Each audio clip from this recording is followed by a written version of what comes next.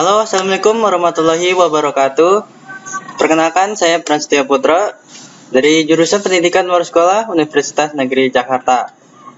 Saat ini saya akan membawakan materi mengenai Building Effective Teamwork atau yang di bahasa Indonesia kan yaitu membangun kerjasama tim yang efektif. Nah, sebelum kita membahas mengenai hal ini, kita akan mengketerkaitan dulu dengan sesuatu, yaitu project. Apa hubungannya building effective teamwork ini dengan project? Nah, sebagaimana kita ketahui di Jakarta ini banyak sekali proyek yang sedang digalakkan oleh pemerintah daerahnya. Nah, proyek ini seperti proyek underpass, proyek flyover, proyek kereta bandara, maupun proyek MRT dan LRT. Nah, di dalam proyek ini tentunya kerjasama tim ini sangat diperlukan agar kita bisa mencapai tujuan proyek itu dan proyek itu bisa tercapai sesuai dengan waktunya. Nah, untuk itu kita harus mengetahui dulu kerjasama tim yang efektif ini, bagaimana cara membangunnya. Sebelum itu, di sini ada konsep kepemimpinan kolaboratif. Nah, di sini ada 8 perbedaan nih antara pemimpin yang tradisional dan pemimpin yang kolaboratif. Ditinjau dari informasinya. Nah, dari informasinya ini, pemimpin tradisional ini sangat menjaga kepemilikan dari informasi tersebut. Nah, kalau pemimpin yang kolaboratif ini secara terbuka berbagi informasi dan pengetahuan kepada para stafnya. Jadi pemimpin tradisional ini terlalu takut untuk membagikan informasi kepada bawahannya. Sementara yang kolaboratif secara terbuka memberi informasi kepada para stafnya. Nah, kemudian ada lagi yang ditinjau dari menyelesaikan masalahnya ini. Pada pemimpin non tradisional ini hanya fokus pada gejala permasalahan.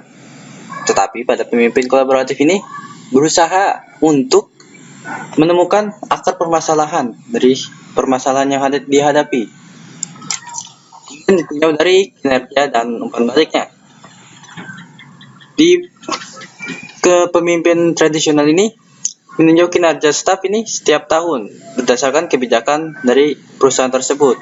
Apabila karyawannya berkinerja kurang baik, maka sudah diukur saja. Tetapi di pemimpin kolaboratif ini apabila kinerja stafnya itu turun, maka si pemimpinnya ini akan memberikan suatu pelatihan atau kursus atau ya seminar tambahan kepada kinerja staf yang masih rendah agar bisa meningkatkan kemampuan dan kompetensi dirinya. Jadi bisa berkinerja lebih baik lagi di tahun berikutnya. Kemudian ditinjau dari kekuatannya ini, pemimpin tradisional ini kekuatan perusahaan itu berasal dari posisi otoritas mereka, dan pemimpin kolaboratif ini percaya akan kekuatan terbesar itu dalam kelompok kolaboratif. Dan ditinjau dari generasi idenya, di pemimpin tradisional ini hanya kadang-kadang saja menerima saran dan ide dari tim mereka. Sementara pemimpin kolaboratif ini berusaha untuk agar bagaimana caranya para staf saya ini bisa memberikan ide dan saran yang berguna bagi perusahaan kita. Nah, itu pemikiran dari pemimpin kolaboratif. Kemudian ditinjau dari aturan dan tanggung jawabnya.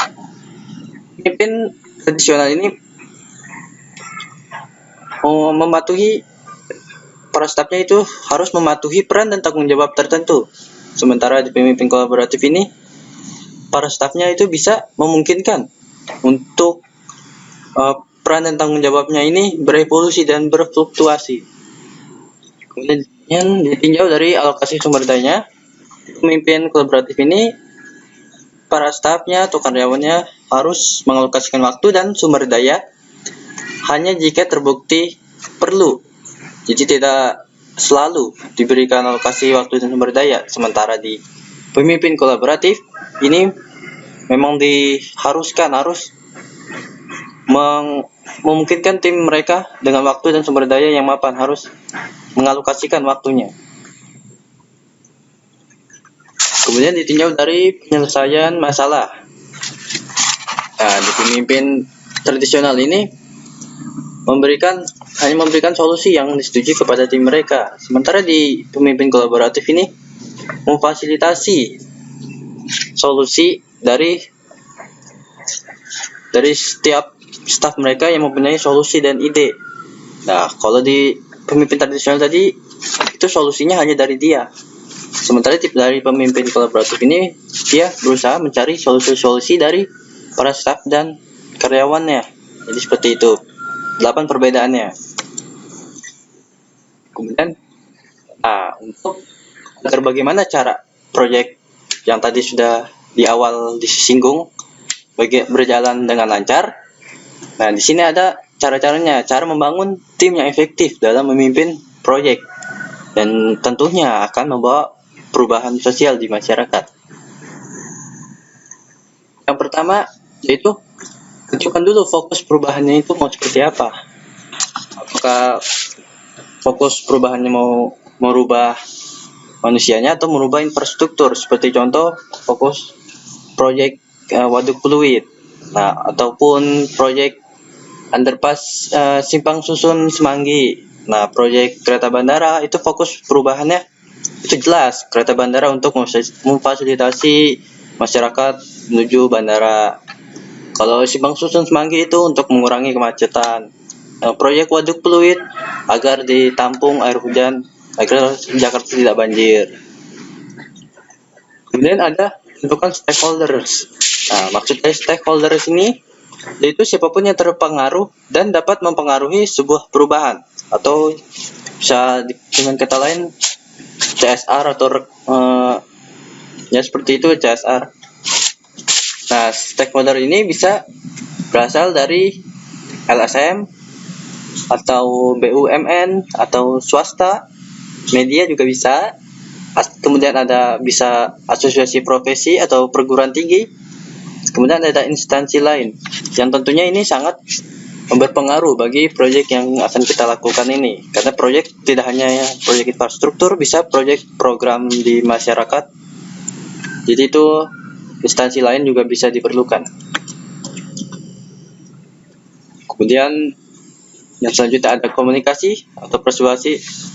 Bagaimana cara kita menyampaikan visi kita untuk proyek ini apa agar jelas di mata stakeholder itu. Kemudian bisa menjelaskan manfaat dari proyek atau program kita ini kepada stakeholders kita, mau seperti apa nanti hasil yang akan dicapai nanti. Kemudian yang terakhir yaitu kelola dan monitor progres. Hal ini sangat perlu untuk memonitoring sudah seberapa besarkah proyek yang sudah dicapai oleh progres yang sudah dicapai oleh proyek ini, apakah masih 50% atau sudah 80%.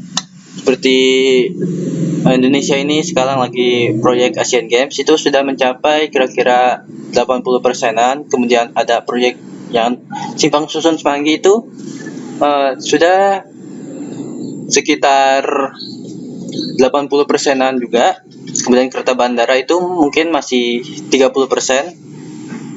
Dan ini harus kita monitoring terus agar proyek yang kita tuju itu tepat sasaran dan juga tepat waktu, agar tidak, dan dananya ini agar tidak diselewengkan oleh pihak-pihak yang tidak bertanggung jawab. Nah, jadi kesimpulannya itu proyek yang sedang digalakkan oleh pemerintah maupun pemerintah daerah maupun pemerintah pusat ini harus berhubungan dengan kerjasama tim yang efektif. Bagaimana membangun sebuah proyek yang bagus kalau kerjasama timnya saja tidak efektif? Nah, oleh sebab itu kita harus membangun kerjasama tim yang efektif agar bisa mencapai tujuan yang ingin kita hendak capai. Oke, cukup sekian yang bisa saya sampaikan. Kurang lebihnya mohon maaf. bertemu lagi dengan saya di video berikutnya. Sampai jumpa. Selamat sore, malam, atau siang, dan berdayalah.